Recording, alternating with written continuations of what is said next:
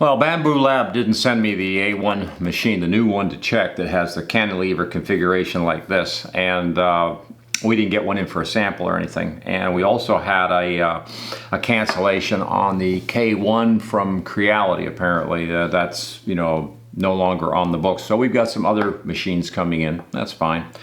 Meantime, I wanted to revisit the Kingroon. We've been using these for almost, I guess, about a year now, these machines. And with the linear rail bearings, like the Bamboo Lab, these things are really great because between the price and the features, I would say it's a pretty darn good little printer. And I say little, but the build plate on this is bigger than the Bamboo Lab. This is a 200 by 200. The Bamboo's is 180. So it's you get less real estate on it, and more than twice the price. Wow.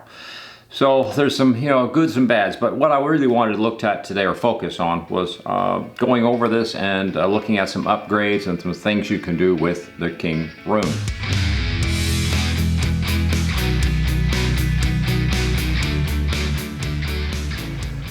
We covered a number of things with the Kingroon when it came in, this particular model, because this was the latest of the KP3S. I think this is the Pro version or something. But the linear rail bearings really just turn me on. This makes it a really industrial printer. But this plate under here gets bent in shipping, so you have to fix that. I put some 1/4-20 nuts in here for spacers because you can't really adjust the stop switch to where you need it in order to get things set up and get your bed leveled and whatever. The other thing I want to do is, first thing when you get out of the box, check the power supply back here. And let's see if I can't turn that around, just show it to you, but it's kind of in a hole. It's a little red switch back here, and it'll say 115. And it also says, I think, 220. You want to make sure the 115 is showing because that's going to be the power for the US of A. Yeah, and not a European power thing or something. So you want to check that first before you plug in, put power on or do anything else. Now, the power cord is pretty standard kind of, computer-like power cord that we can plug the machine in. But the next thing we're going to do is bed leveling, and I'm going to show you the bed leveling step, walk you through it, because that's really the next tricky part of setting one of these up. Once you've done all these other modifications I mentioned, now we can actually level the bed. So we're going to turn the Kingroon on, power it up, and at this point we're going to be presented over here with the screen. And what I'm looking for is bed leveling. That's really, like I said, the next thing, which is right here on the screen. So we'll just hit that. And now it's going to show you the 5 different positions that can be at. And we're going to come up to the front here. I've got a white sheet of piece of paper here.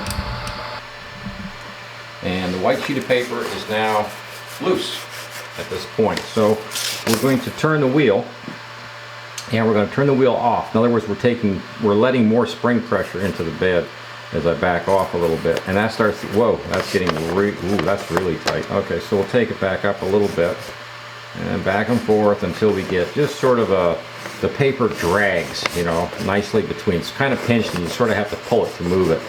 Not real tight, but enough that it won't tear the paper, of course, but you're looking for that gap in there. And the same thing on the back. Let's go to the back side here with the control button.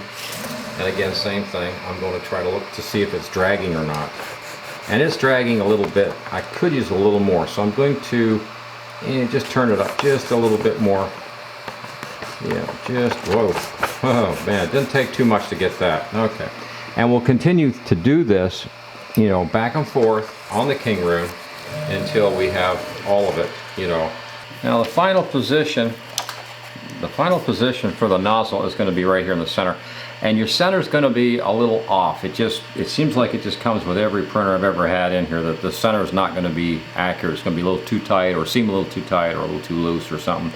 And generally at that point, I'll go back over my corners, check it again. But if it keeps coming up wrong here, if it's just a little, it's only snug or just a little loose, whatever, I will leave it at that point and say, okay, we've leveled the bed the best we can. I'm going to leave it alone, because the other thing that's going to happen is when this bed heats up, it's going to swell a little bit. Again, something that's kind of natural element there. So the next thing I'm going to do is show you I was going to load the filament, but I already have filament loaded, so I'm going to show you the other trick, and that's how to unload the filament on these machines. This machine and the other one before, the predecessors, the other KP3s have had in here, have all been the same thing. So I'll show you the slick trick that I do. And first I'm going to go to the control pad up here, And I'm going to go to preheat, and I'm going to heat my nozzle up to 200 Celsius by using the controls here. So I've got E1, which is the extruder,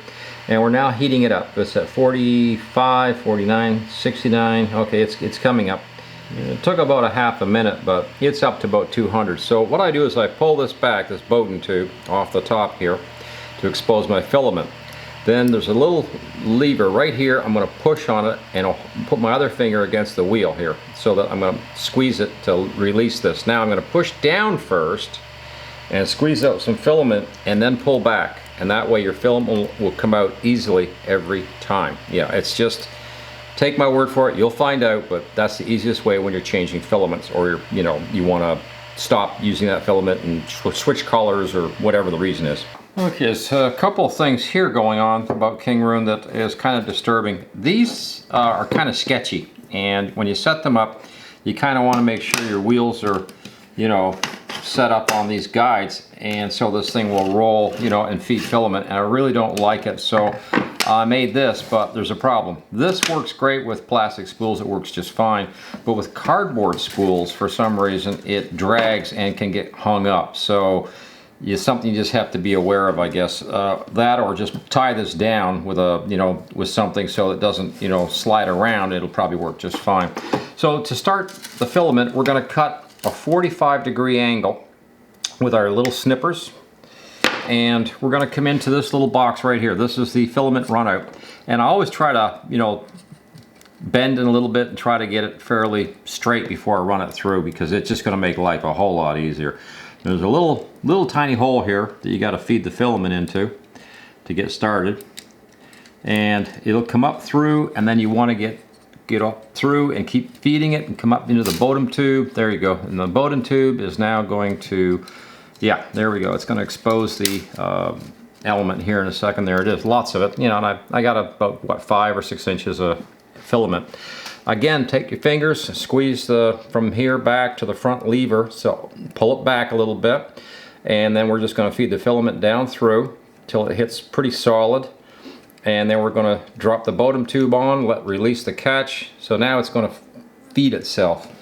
Yeah, it's going to be pulling the filament and pushing it to that extruder. So theoretically, we're all set at that point we should be able to fire the machine up now and actually make something. Cool. When we started printing, we had a problem, and I thought one of the things I've been wanting to do was try some of the new nozzles. I've got these, let's see, we got one right here. It's a stainless steel nozzle.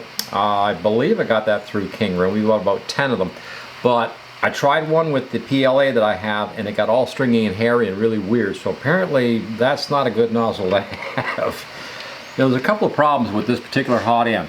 And if you've ever heard me talk about how much I like all metal Hotend, this is not an all metal Hotend. So what happens is there's a nylon tube in there, and when you're putting new filament in, taking old filament out, a lot of times the filament will break off and jam in the nylon tube.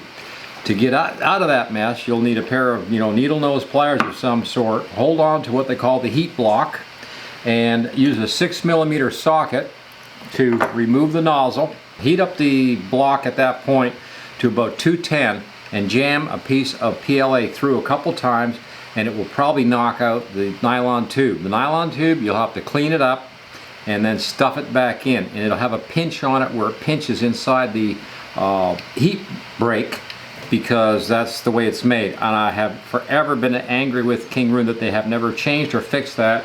Tell you the truth, they need to get away from this. That's what they need to do. If they would go to an all metal Hotend, they would all the problems would be solved, I believe, on that. The direct drive is great, everything else is great. It's just that stupid nylon tube in there really creates a big headache. So if you ever get what looks like a nozzle jam, chances are there's a piece of PLA or something broke off inside the nylon tube.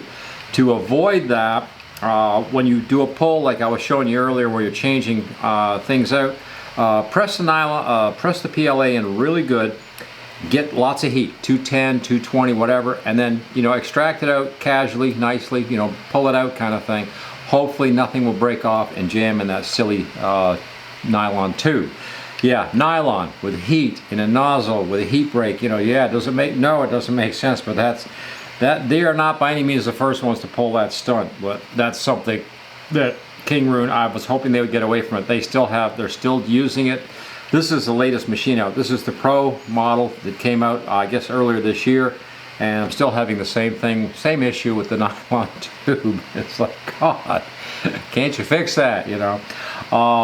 That is probably my biggest #1 complaint. The other thing I did was after I got the bed heated up, I did a little bit of more leveling, because when the bed is hot and it's been warmed up, you'll find that your settings for leveling the bed will be a little bit tighter because the bed's hot, it's, you know, it's coming up. The other trick I wanted to show you was when I'm doing this with the paper trick, what I do is I hold the paper kind of stiff like that with my thumb, and you know, I have the paper running back and forth this way. If the paper curls or it won't let me, you know, get underneath the nozzle and get back and forth like this, then it's too tight. Oh, we just got a calibration cube, apparently is what was in there. I didn't know what the file was.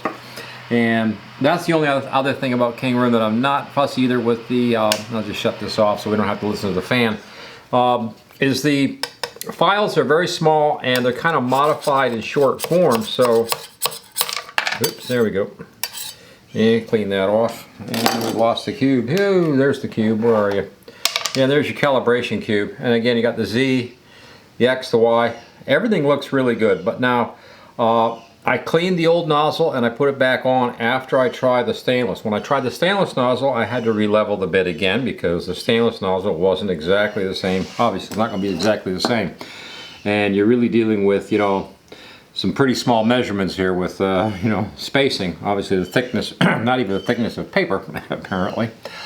So it's a lot of good things about the machine. I really like that deal with the tube is just sort of like, as long as you're aware of it, it's a little bit annoying and you have to clean it out and whatever. And also I use the override to bring this up near the top so I can get up underneath it really easily to remove the nozzle and clean everything, put it back together, start it over again, check, make sure everything's good to go again.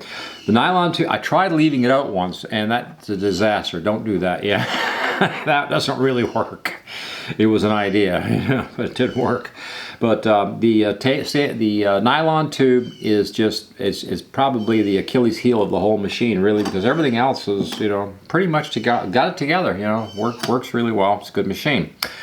I'm going to call it quits today at that point. Just wanted to go over the Kingroon with everybody and just show you there's upgrades. The stainless steel nozzles, I'm going to highly not recommend, don't do it, unless you're running a certain type of material. Apparently the stainless steel is not for PLA or PLA+. I don't know about the PET-G, but I'm assuming the PET-G might be the same kind of reaction. It sticks to the nozzle, which you don't want. That's exactly what, in a 3D printer, you don't want any curling going on and sticking to the nozzle, because that's going to make a fur ball mess, you know, on your building, on the plate. So try to avoid that. Whew, I gotta put all this away. Yeah, so the Kingroon KP3S, I always get that wrong. I always want to call it the KPS3, but it's the KP3S. Is after a year, we're still using it in the printing farm production stuff, so I'd say that says something pretty good about it. Like I said, there are a few things to watch out for or to know about, but beyond that, it's you know, it's a printer that comes with a couple of snags, and they all do. So that's I guess that's my other point, is that I've got other brand name printers here that are much more expensive than this, and they have issues too that you learn, and then you realize, okay, from now on when this happens, I got to do that. You know, it's like, it just comes with the territory, I guess, of 3D printing. So I'm out of here. Hey, thank you for watching Coffee Tools. Please like, share, subscribe, ring the notice bell, and over and out.